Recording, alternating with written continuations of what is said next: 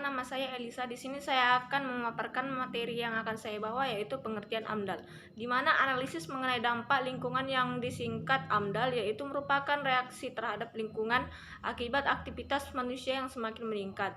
Reaksi ini mencapai keadaan ekstrim sampai menimbulkan sikap yang menentang pembangunan dan penggunaan teknologi tinggi. Dengan ini, timbullah citra bahwa gerakan lingkungan adalah anti pembangunan dan anti teknologi tinggi serta menempatkan aktivitas lingkungan sebagai lawan pelaksanaan dan perencanaan pembangunan.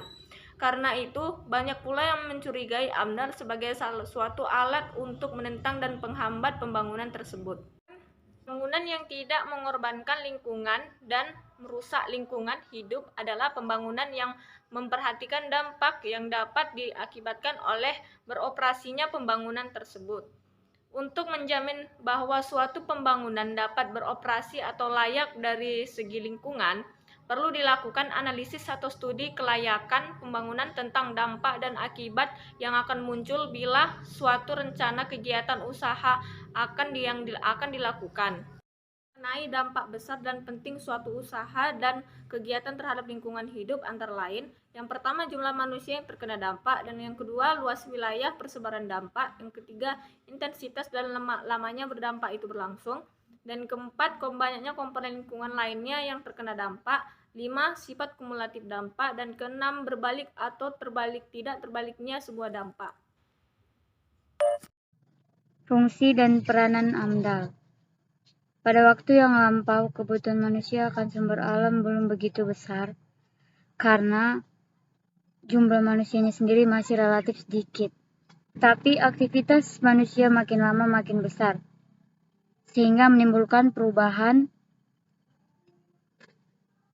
lingkungan yang besar pula. Pada saat inilah manusia perlu berpikir, apakah perubahan yang terjadi pada lingkungan itu tidak akan merugikan manusia?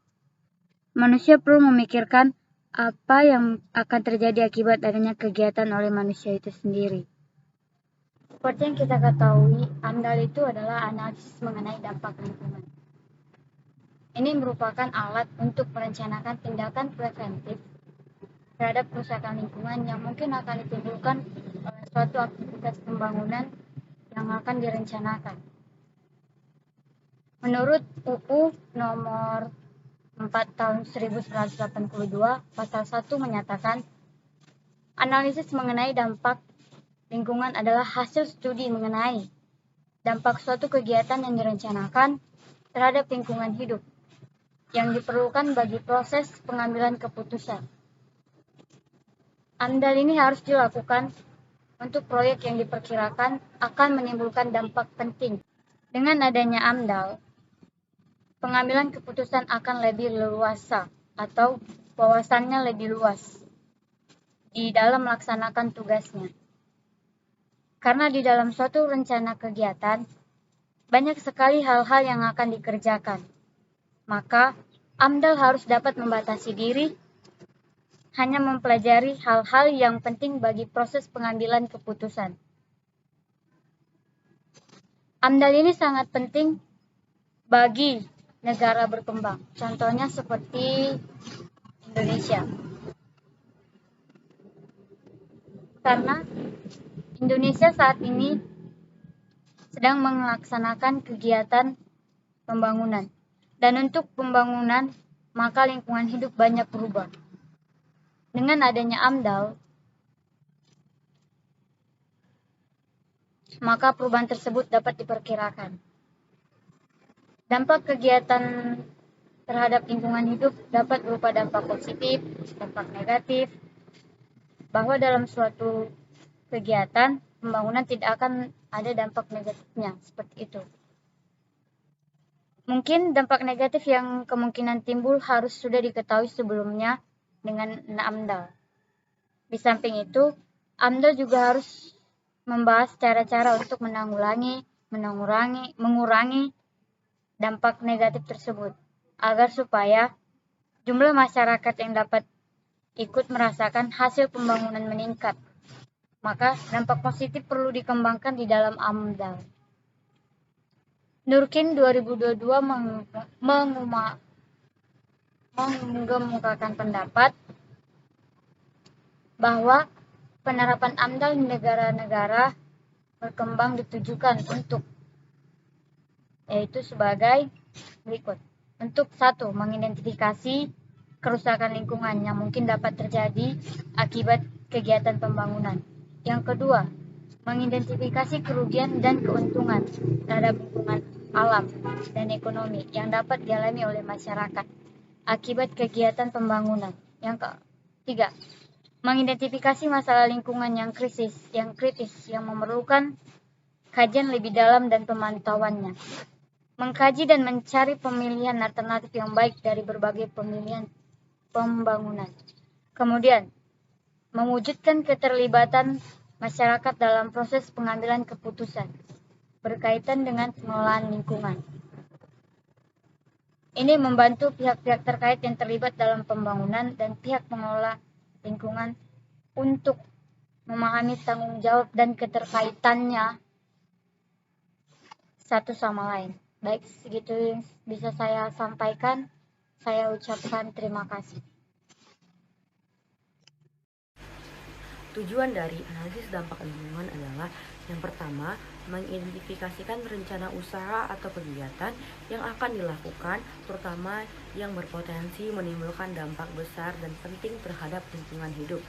Nah, yang kedua, mengidentifikasikan komponen-komponen lingkungan hidup yang akan terkena dampak besar dan penting. Yang ketiga, menimbulkan dan mengevaluasi rencana usaha atau kegiatan yang menimbulkan dampak-dampak besar dan penting terhadap lingkungan hidup. Nah, yang terakhir, yang keempat adalah merumuskan RKL dan RPL. Halo, perkenalkan nama saya Adeline. Di sini saya akan memaparkan manfaat dari AMDAL. Manfaat AMDAL yang pertama bagi pemerintah, yang dimana A. menghindari perusakan lingkungan hidup seperti timbulnya pencemaran air, pencemaran udara, kebisingan, dan lain sebagainya, sehingga tidak mengganggu kesehatan, kenyamanan, dan keselamatan masyarakat. Yang B. menghindari pertentangan yang mungkin timbul, khususnya dengan masyarakat dan proyek-proyek lainnya. Yang C. mencegah agar potensi sumber daya yang dikelola tidak rusak. Yang D. mencegah rusaknya sumber daya alam lain yang berada di luar lokasi proyek yang baik diolah proyek lain masyarakat ataupun yang belum diolah. Yang kedua, bagi pemilik modal. Yang pertama atau A, menentukan prioritas peminjaman sosial dan dengan misinya. Yang B, melakukan peraturan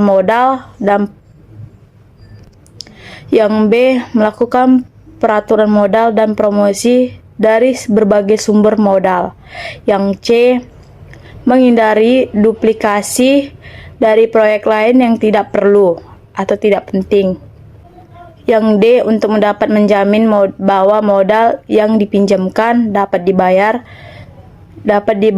kembali oleh proyek sesuai pada waktunya sehingga modal tidak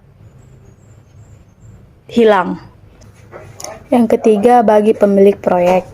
A, melihat masalah-masalah lingkungan yang akan dihadapi di masa yang akan datang.